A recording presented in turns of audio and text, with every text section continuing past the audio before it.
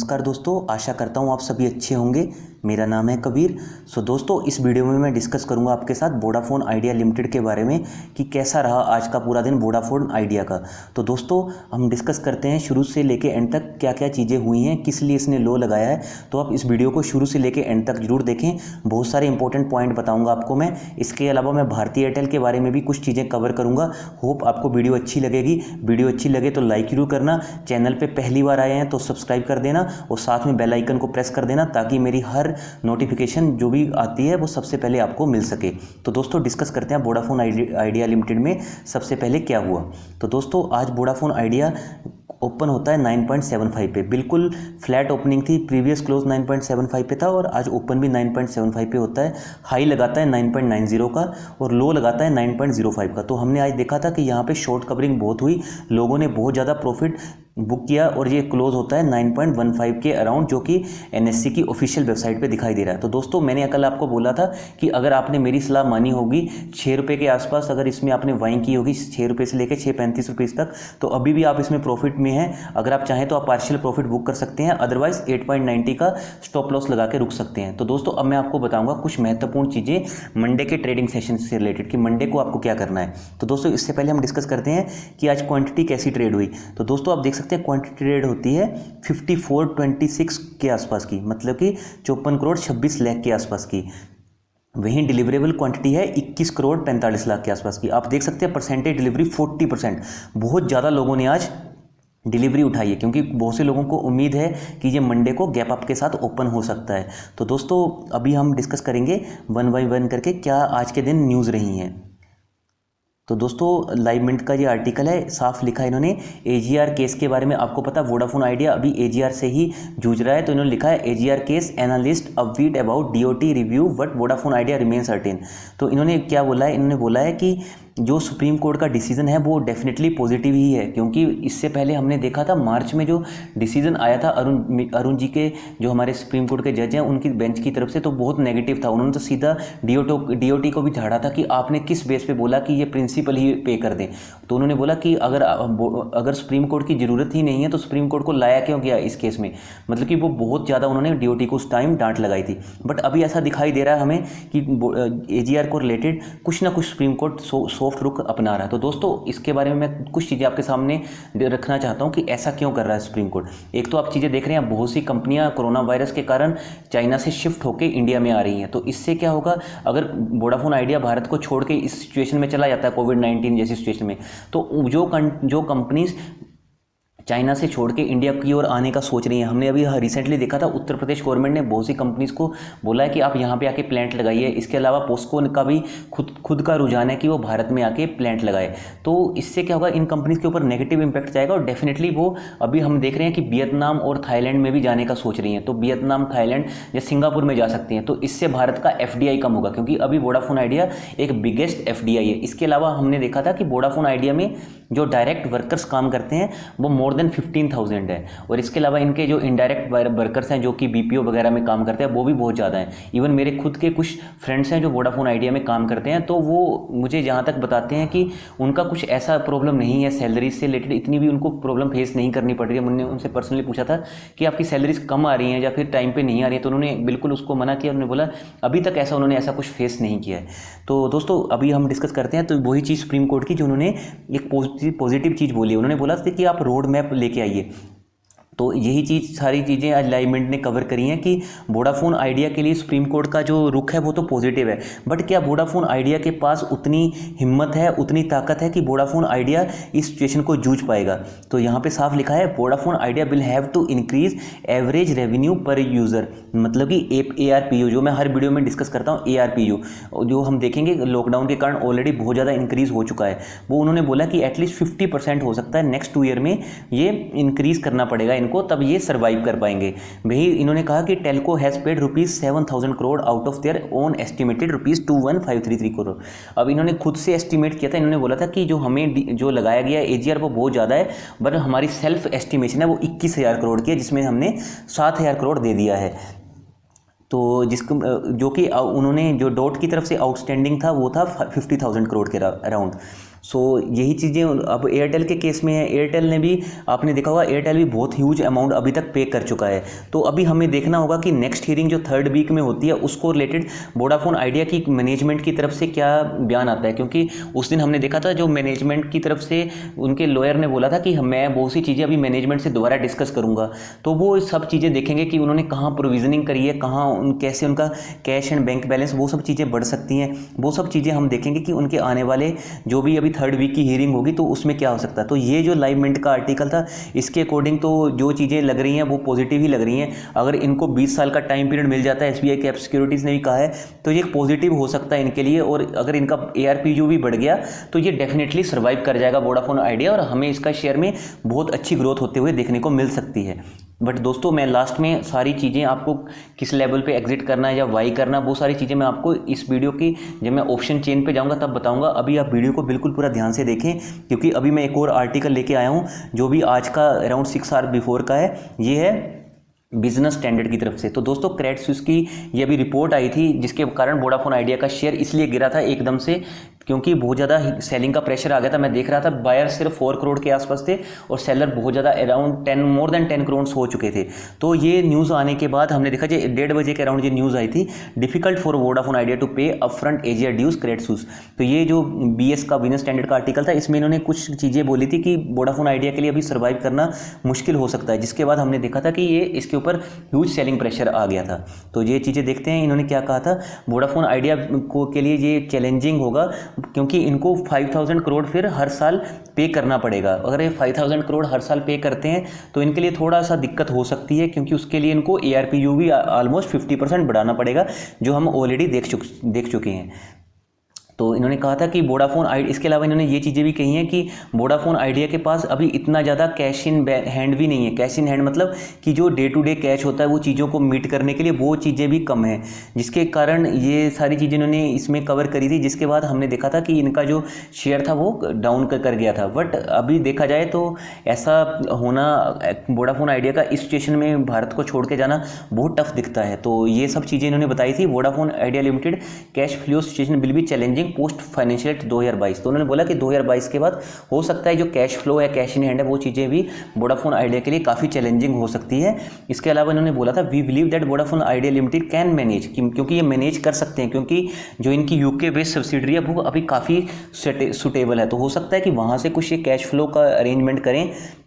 तो वो चीज़ें भी इन्होंने कही थी कि we believe that BIL can manage its cash flow needs till FY 2022 on the account of 2 year moratorium on deferred spectrum debt. तो इन्होंने बोला था कि हो सकता है कि 2022 तक तो ये इजीली मैनेज कर लें ये सारी चीज़ों को, बस उसके बाद भी कुछ ना कुछ हमें प्रॉब्लम होती हुई, चैलेंजिंग होती हुई मिल सकती है, कुछ ये चैलेंजेस फेस कर सकते हैं। ये थोड़ा सा क्रेडिट स्विस की तरफ से नेगेटिव बयान आया, उसके बाद हमने देखा कि इसके ऊपर ह्यूज सेलिंग प्रेशर आया। हो सकता है ऑपरेटर भी क्या कर रहा है कि बहुत सारा सेलिंग प्रेशर लगा देता है, बहुत सारी क्वांटिटी सेल ऑर्डर में लगा देता है, और जैसे ये 9 रुपये के लेवल पे जाता है फिर इसको वाई कर लेता है, फिर ये 10 रुपये के लेवल पे जाता है, फिर इसके ऊपर हम देखते हैं एक ह्यूज सेलिंग प्रेशर आता है, फिर ये 9 रुपीज़ के लेवल पे आता है।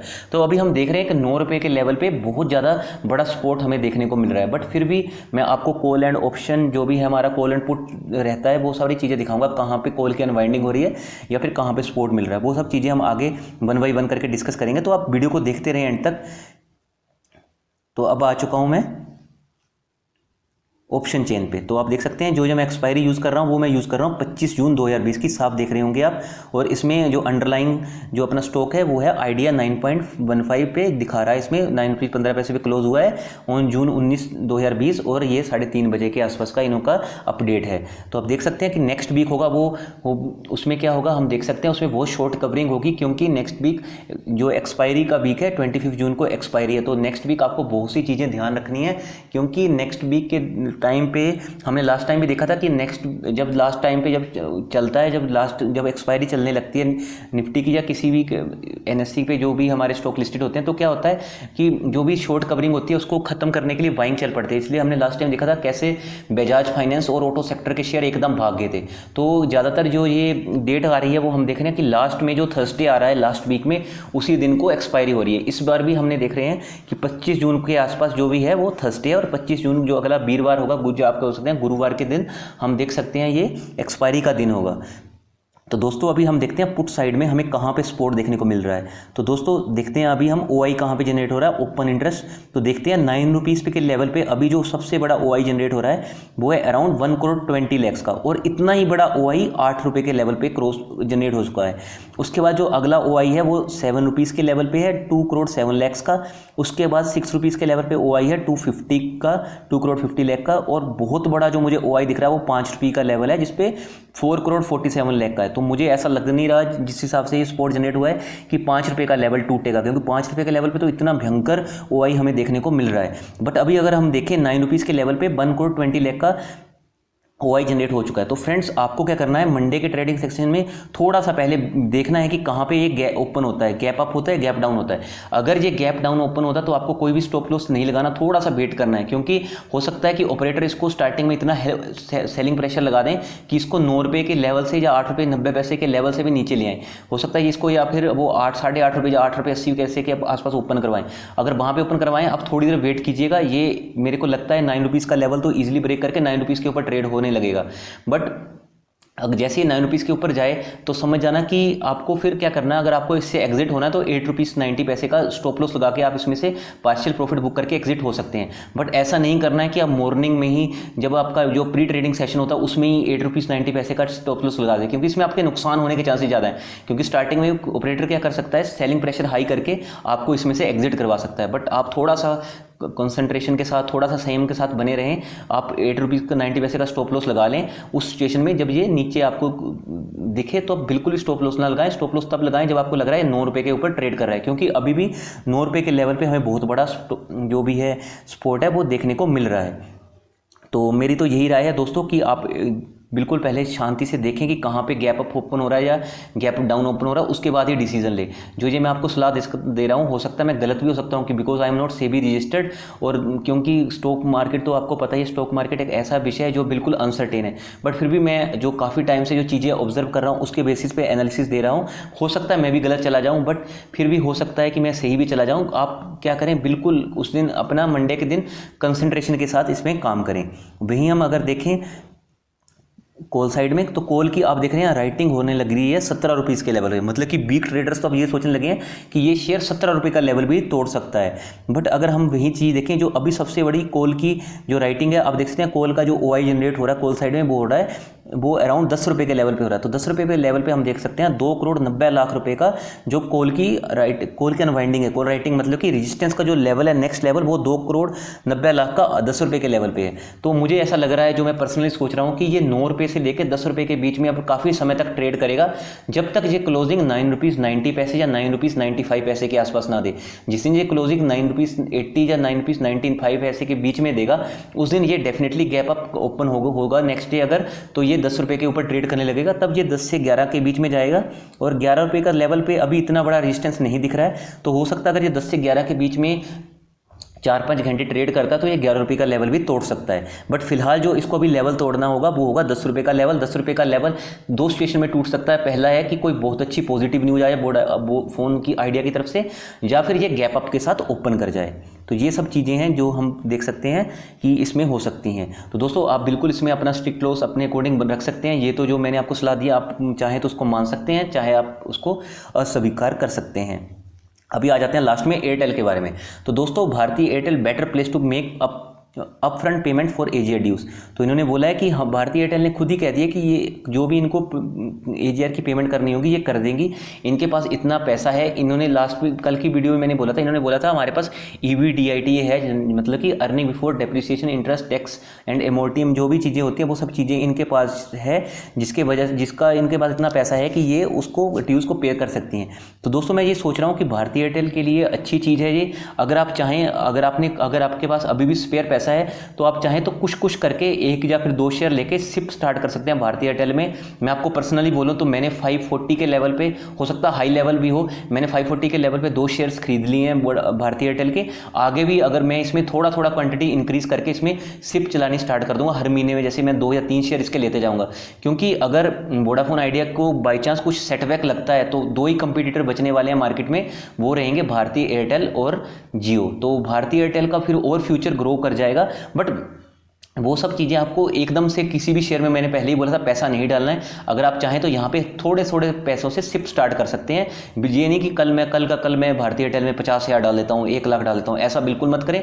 आप पहले देखें कि जब तक सुप्रीम कोर्ट का पूरा डिसीजन खत्म नहीं होता है तब तक आप बिल्कुल बल्क बाइंग मत करें। अगर करना भी है तो हर मंथ या फिर 10 से 15 दिन में 1 या 2 शेयर खरीदते जाएँ।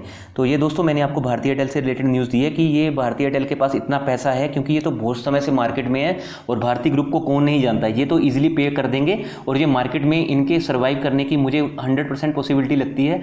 वोडाफोन आइडिया की भी मुझे 100% ही लगती है। बट वही चीज़ें हैं कि इनका जो कैश बैलेंस है या फिर काफ़ी जो कंपनी के पास, जो आज हमने देखा क्रेडिट स्विस ने जो कुछ नेगेटिव चीज़ें देती हैं, अगर वो ऐसी हैपन होती है तब कुछ हो सकता है इनमें नेगेटिव आए। नहीं तो मैं अभी भी सोचता हूँ कि वोडाफोन आइडिया को जो भारत सरकार है इतना ईजिली एग्जिट नहीं होने देगी, क्योंकि इसमें FDI का बहुत बड़ा लॉस होने वाला है। तो दोस्तों आशा करता हूँ जितनी भी चीज़ें मैंने आपको समझाने की कोशिश की हैं वो आपको समझ आई होंगी। इसके अलावा मैं यही कहना चाहूँगा दोस्तों, टेलीकॉम सेक्टर, जो अपना जो जितने भी फार्मेसी की जो रिलेटेड चीज़ें होती है, दवाइयों से रिलेटेड, वो वाला सेक्टर जाए। इसके अलावा जो हमारा खाने पीने वाला जो FMCG का सेक्टर होता है, जिसमें HUL वगैरह आते हैं, नेस्ले आते हैं, ये 3 सेक्टर तो ऐसे हैं, चाहे लॉकडाउन लग जाए, चाहे कैसी भी सिचुएशन आ जाए, इसके बिना हम नहीं रह पाएंगे। क्योंकि अब टेलीकॉम की हर कंपनी को जरूरत पड़ेगी, खाने पीने की हर घर में जरूरत रहती है, और दवाइयाँ कोई बीमार होता तो हर जगह जरूरत पड़ती है।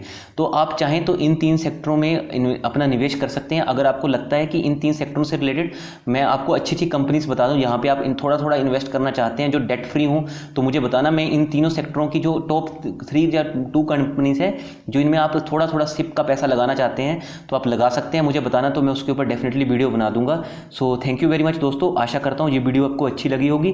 Keep loving us, keep supporting us, because together we can make a huge difference. God bless you all. जय हिंद, जय Bharat. I am Kabir, signing out.